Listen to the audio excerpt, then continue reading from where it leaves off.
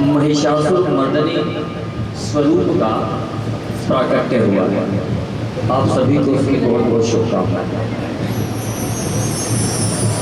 देखिए, जिन राक्षसों का वध मां भगवती प्रतिदिन करती चली जा रही हैं और आगे करेंगी। क्षमा कीजिएगा, अगर हम रामचरितमानस के समय की बात करें तो उस समय का राक्षस जंगलों में रहता था, पहाड़ के पहाड़ खा जाता था। कुंभकर्ण 6 महीने सोता था, 6 महीने जागता था। पेड़ के पेड़ उस समय के राक्षस खा जाया करते थे। लेकिन आज का राक्षस, क्या महिषासुर मर्दनी ने उस महिषासुर का वध कर दिया तो क्या राक्षस समाप्त हुए? उस समय के राक्षस तो समाप्त हुए, लेकिन समय और परिस्थिति के अनुसार धर्म की परिभाषा, धर्म की मर्यादा सब कुछ बदल जाता है। उस समय के राक्षस जंगलों में रहते थे, पेड़ के पेड़, पहाड़ के पहाड़, समुद्र का समुद्र पी जाया करते थे। लेकिन आज का राक्षस भाई साहब माफ कीजिएगा, सड़क के तारकोल के ड्रम खा जाता है। आज का राक्षस तारकोल के ड्रम खा जाता है, पुलों के डैम खा जाता है, सरिया खा जाता है बिल्डिंगों का, और बिल्डिंगों में तरेड़ आ जाती है। आज के राक्षस हमारे बच्चों का भविष्य खा रहे हैं। आज महिषासुर मर्दनी कहां गई? उस समय का राक्षस जंगलों में था, आज का राक्षस यहां घुस के बैठ गया। क्योंकि आज के राक्षस के पास शिक्षा तो आ गई है, लेकिन विद्या नहीं आई। विद्या कौन देगा? विद्या मां भगवती देगी, मां शारदा देगी। आप सभी के माथे पर एक तिलक लगाया गया है, जो इस करवे से लिया गया है। यह क्या है? इसका एक परिचय कराना आज जरूरी है। विषय से अलग बोल रहा हूं मैं, लेकिन यह बताना जरूरी है, क्योंकि अक्सर माताएं बहनें कहती हैं, भाई साहब जरा सा देना, जरा सा। भाई साहब बोलते हैं जरा सा दे। मैंने लगाया, 15 मिनट के बाद बस तो पूरा तिलक साफ। वजह क्या है? यह जो रज है आप देख रहे हैं, जो दर्शन कर रहे हैं, यह साधारण रज नहीं है, साधारण रज नहीं है। यह श्रीधाम वृंदावन की रज है। वृंदावन की रज के ऊपर कुछ मन चलों ने प्रयोग किया।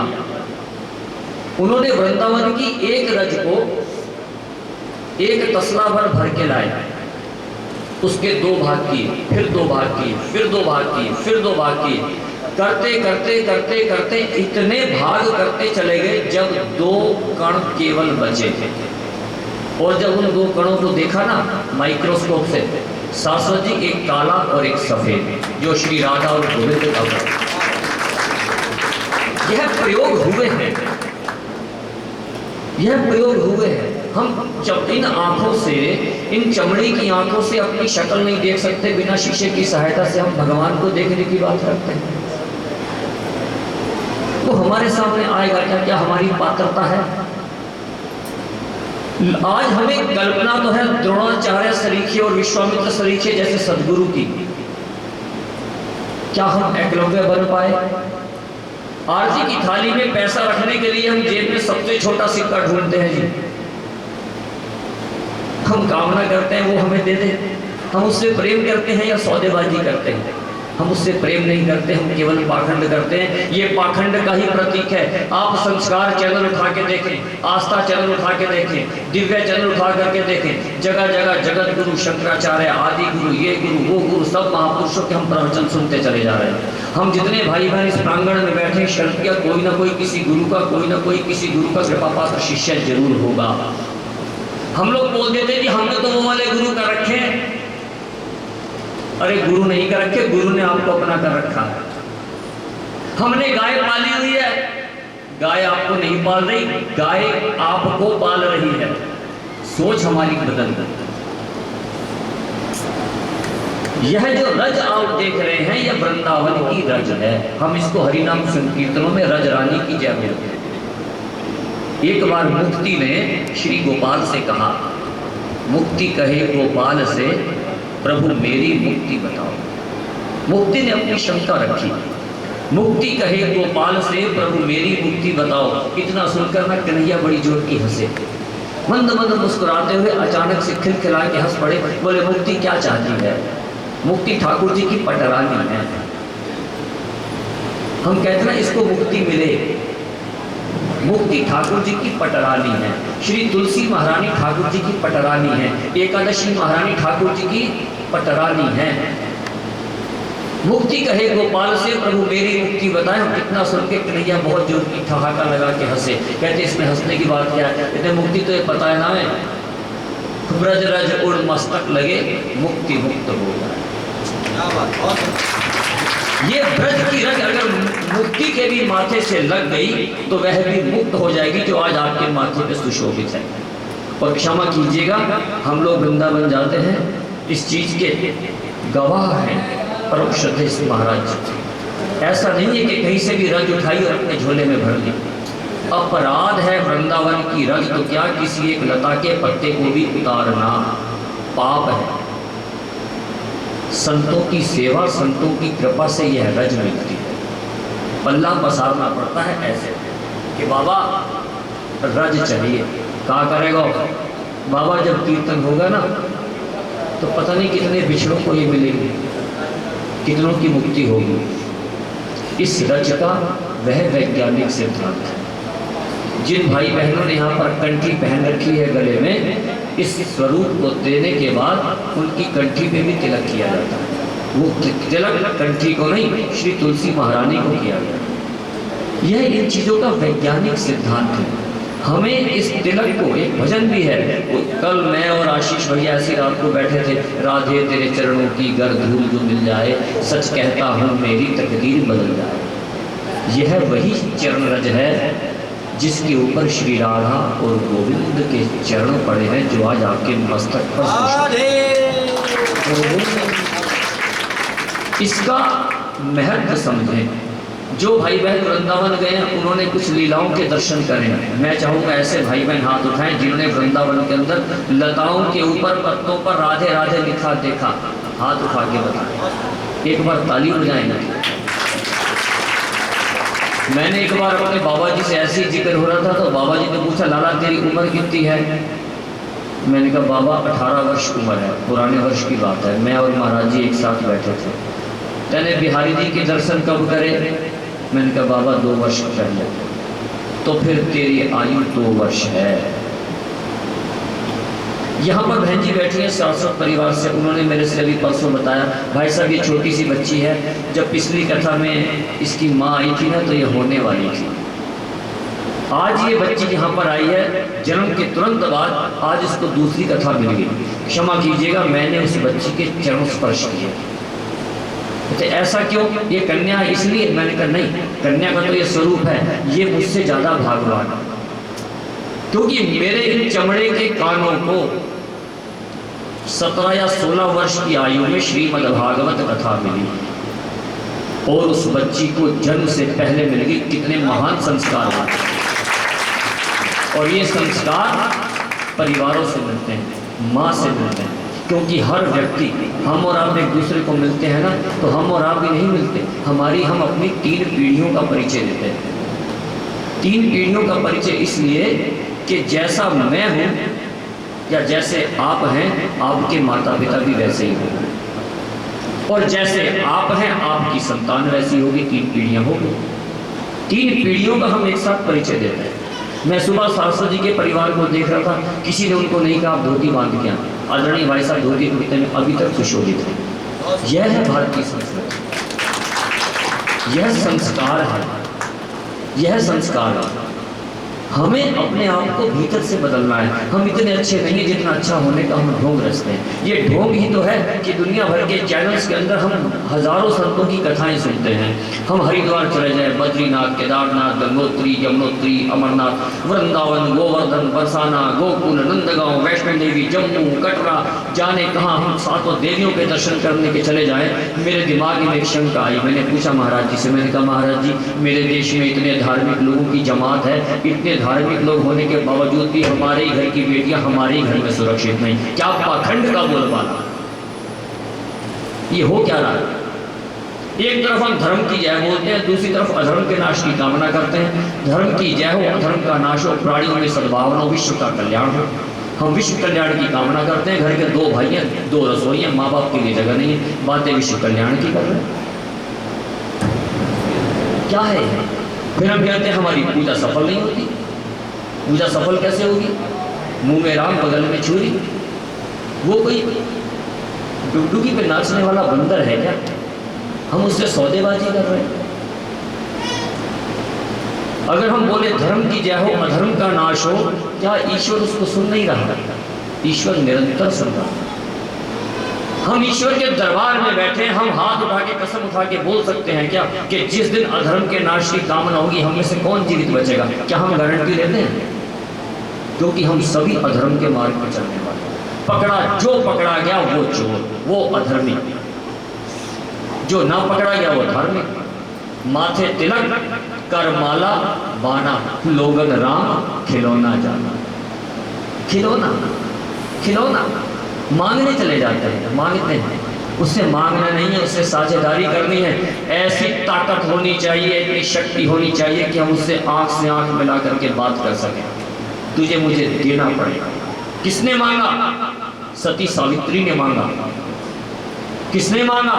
हमारे इतिहास उठा के देखें, शास्त्र उठा के देखें, उसने मांगा। और हम क्या मांगते हैं? भगवान करे आज सिलेंडर जरूर आ जाए, आज काम वाली आ जाए, आज मेड आ जाए।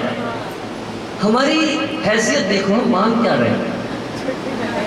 हम उससे मांग क्या रहे हैं? हम वो मांग रहे हैं छोटे बच्चे की तरह। एक बंदर को 2000 का तो नोट चलो बंद हो गया, एक बंदर को 500 का नोट भी रखा है और 2 केले भी रखे हैं, वो क्या उठाए? हमारी वो औकात है। हम सब चाहते तो हैं कि देश को भगत सिंह की जरूरत है, लेकिन पड़ोसी के घर में पैदा हो, मेरे घर में पैदा हो। मेरे घर में तो डॉक्टर इंजीनियर ही चाहिए। भगत सिंह चाहिए तो सही, लेकिन पड़ोसी के घर में चाहिए। धर्म की जय जयकार होनी तो चाहिए, वृक्षारोपण होना तो चाहिए। मुझे पेड़ चाहिए तो सही, लेकिन लगाने का टाइम नहीं है। लगा भी दिया लेकिन पानी डालने का टाइम नहीं है। ये हमारी वास्तविकता है, ये हमारी वास्तविकता है। एक नट था, उसने एक बिल्डिंग के, समझ लीजिए 2 टावर हैं बिल्डिंग के, एक इस तरफ रस्सी बांधी, दूसरी रस्सी उस छोर को दूसरे छोर पे, एक छोर दूसरे टावर के उस तरफ बांध दिया। उसने हाथ में एक लंबा सा बांस लिया, बांस लेकर के उसने जो ही उस रस्सी पे चला, अपनी संतान को, अपने बेटे को अपने कंधे पे बिठाया। हजारों लोग देख रहे थे उसको, हजारों लोग देख रहे थे कि वो रस्सी के ऊपर चल रहा है, उसका छोटा सा बच्चा उसके कंधे पे बैठा है, उसकी पत्नी नीचे ढोल बजा रही है, और हजारों आदमी सन्न रह करके टकटकी लगा करके उसको देख रहे हैं। वो उस बच्चे को अपने कंधे पर बिठा के बिना पकड़े सैकड़ों फीट ऊंचाई पर 2 टावर के ऊपर इधर से उधर रस्सी के ऊपर चलता चला जा रहा है, चलता चला जा रहा है। रास्ते में आके उसने अपनी रस्सी को झुलाया। लोगों के दिलों की धड़कनें रुक गई। 5 मिनट, 7 मिनट, 10 मिनट के बाद पूरी सभा में सन्नाटा पसरा रहा। आखिरकार वो उस छोर पे पहुंच गया। लोगों ने तालियां ऐसी बजाई कि तालियों की गड़गड़ाहट से वो सदन गूंज उठा। अब उसने दोबारा आवाज लगाई। क्या आपको लगता है कि मैं इस दूरी को दोबारा नाप सकता हूँ? हाँ हाँ भाई साहब, लगता है। आप दोबारा कर सकते हो, आप दोबारा और अच्छे तरीके से कर सकते हो। उसने कहा ठीक है, मैं आपकी बात मानता हूँ, लेकिन इस बार मुझे बच्चा आप में से किसी एक का चाहिए। सभा में सन्नाटा पसर गया। ये स्थिति है हमारी। महाराज जी रोज कह रहे हैं हमें भागवत परिवार के 108 परिवार करने हैं, 108 परिवार करने हैं। क्षमा कीजिएगा, हमें 108 परिवारों की आवश्यकता नहीं। हमें कचरा नहीं चाहिए, क्वांटिटी नहीं क्वालिटी की आवश्यकता है, जिसके अंदर धर्म के प्रति, सनातन के प्रति, धर्म ध्वजा के प्रति आदर हो, सत्कार हो, संतों के प्रति सत्कार हो, इन बालकों को महान बनाने की इच्छा हो। केवल वो, केवल वह लोग चाहिए। भागवत परिवार पैसा इकट्ठा करने का साधन नहीं है। भागवत परिवार में जो कार्यक्रम आप देख रहे हैं, शास्त्री जी 51 रुपये देने वाले भी भाई बहन हैं और अधिक भी देने वाले भाई बहन। मर्यादा है, नाम किसी का नहीं लेना, मर्यादा है। महाराज जी की इच्छा है कि ठीक है 10 लाइट नहीं लगाएंगे, हम 9 लाइट लगा लेंगे। हम 56 भोग का, आपने देखा इस कार्यक्रम में 56 भोग का कार्यक्रम एक दिन भी नहीं है। क्यों नहीं है? क्योंकि जितना पैसा उतनी व्यवस्था। इस बार साउंड हल्का लगाया है, पिछली बार इको मिक्सचर साउंड था, प्रॉपर ऑपरेटर था। ऐसा नहीं कि पैसा बचाना है, ऐसा नहीं। चंदा भी वही देंगे जो भागवत परिवार के हैं, लेकिन बुलाएंगे सब। अगर कोई स्वेच्छा से देना चाहता है तो हम पल्ला पसार के दें। अभिमान नहीं है, अहंकार नहीं है, लेकिन गर्व है कि हम सनातनी हैं। हम सनातन के लिए सच्चे धर्म से काम करते हैं। हमें ईश्वर के आगे खड़े होना है, हमें ईश्वर के आगे पल्ला नहीं पसारना। सिर्फ यही अपील है कि हम सात्विक बने, हमारी बच्चियों को ऐसा माहौल मिले कि हमारी बच्चियां गर्व से सिर उठा करके चलें। आज माँ भगवती का प्रादुर्भाव हुआ, महिषासुरमर्दिनी का जन्म हुआ। हमें इस संकल्प को लेना है कि हम अनीति को न सराहें। हम अपने भीतर के शत्रुओं को तो एक संग से तो नहीं मार सकते, लेकिन आज हम अपने जीवन की किसी एक बुराई को यहाँ छोड़ करके जाएं। अगर आप में से कोई मांस खाता है, आज छोड़ के जाए। अगर आप में से कोई शराब पीता है, आज छोड़ करके जाए। अगर आप में से आपके घर में मांस बनता है, भाई साहब नहीं मानते हैं, तो बस उनको आज से संकल्प ले लें कि मैं उनको इतना कह दूँ कि मेरे घर की रसोई में मांस नहीं बनना चाहिए, मेरी रसोई शमशान नहीं बनना चाहिए। ऐसा कुछ भी एक अपने भीतर के राक्षस को समाप्त करके जाएं, तभी इस कथा को सुनने का लाभ है। महाराज जी गलत तो नहीं कह रहे, अदरवाइज यहाँ से सुना यहाँ से निकला, यहाँ का सुना यही पल्ला झाड़ के चले गए। यही प्रसाद, यही ईश्वर की कृपा है, यही माँ भगवती का प्राकट्य। कथा में तो हुआ माँ भगवती का प्राकट्य हमारे जीवन में भी हम अपने परिवार को मजबूत बनाएं, संस्कारवान बनाएं, विद्यावान बनाएं, योगासन के साथ बनाएं, शिक्षित बनाएं और बच्चों को संस्कारवान बनाएं। बच्चों को महानता का वर्ण कराएं, बच्चों को धर्म और आध्यात्म की शरण में लेकर के जाएं। उस दिन भी निवेदन किया था, जिस घर में भजन और भोजन इकट्ठा होता है वहाँ कभी झगड़े नहीं होते। हफ्ते में एक दिन रविवार का दिन रख लीजिए, केवल 5 लोगों को फ़ोन कीजिए, अपने रिश्तेदारों को। हमारे रिश्तेदार हमें कब मिलते हैं? या किसी की शादी पे मिलते हैं, डीजे पे नाचते हुए, या किसी की कैरामी में मिलते हैं। बस आज दुनिया की दूरियां कम हो गई। सुबह मिलन जी से बात हो रही थी, भैया थाईलैंड में हूँ। दोपहर को बात हो रही है, भैया दिल्ली पहुँच गए, ये पहुँचे। कुणाल भूटानी जी इस कथा के बीच में कथा सुन करके मुंबई गए और अगले दिन कथा शुरू होने से पहले मुंबई से आ गए। दुनिया की दूरियां हमने खत्म कर दी, लेकिन दिलों की दूरियां हमने इतनी बढ़ा दी कि हमारा रिश्तेदार 15 मिनट की दूरी पे बैठा है और हम उसे मिलने का समय नहीं है। एटीएम क्या है? क्योंकि दिलों की दूरियां आ गई। अब किसी को 100 रुपये नहीं देता, एटीएम ये तो है। और क्या है? मेडिक्लेम पॉलिसी क्या है? क्योंकि अब किसी से पूछता नहीं कोई शासक जी, अब लोग सीधा बोलते हैं पिताजी का क्या हाल है, ठीक है ये बता मेडिक्लेम करा रखी है ना, कहीं मेरे से 10,000 रुपये ना मांग लो। और अगर बदकिस्मती से ये कह दिया नहीं करा रखी, तो भाई साहब फ़ोन खाना बंद कर, कुछ भी हो तो बता दियो। क्या पूछना चाहता है भाई? अपने बच्चों की शादी के लिए 10,000 शादी के कार्ड बंटवा दीजिए साहब। हर आदमी बोलेगा वाह गर्ग साहब बहुत बहुत बधाई, बच्चे की शादी कर रहे हो, बहुत बहुत धन्यवाद, आपने मुझे याद किया। कोई मेरे में सेवा हो तो बताना। अब आप उसे एक ही सेवा बता दीजिए, भाई साहब सारी व्यवस्था तो हमने कर ली, दिल्ली दरीबा से गोल्ड भी ले लिया, किनारी बाजार से हमने ये भी ले लिया, वो सब सामान सब कुछ खरीदा जा चुका है, बैंक्वेट हॉल, फार्म हाउस, गाड़ियाँ सब कुछ बुक हो गई है, बस ना एक खाली सिलेंडर भिजवा देना, उसकी वहीं पल्स डाउन हो जाए। इतनी भी औकात नहीं, भरवा तो हम लेंगे तो खाली दे दे, वो भी नहीं दे पाएगा। तो आप बताएं क्या ये धर्म है? कैटरिंग सिस्टम तभी तो आया क्योंकि दिलों की दूरियां होंगी, क्योंकि अब फूफा जी नहीं आते शादी से 1 हफ्ता पहले हलवाई के पास भाजी बनवाने। फूफा जी घर गए वो तो ठीक कितने बजे का फंक्शन है, 9 बजे का, ठीक है मैं 8 बजे पहुंच दूंगा, मेरा होटल बुक करा देना।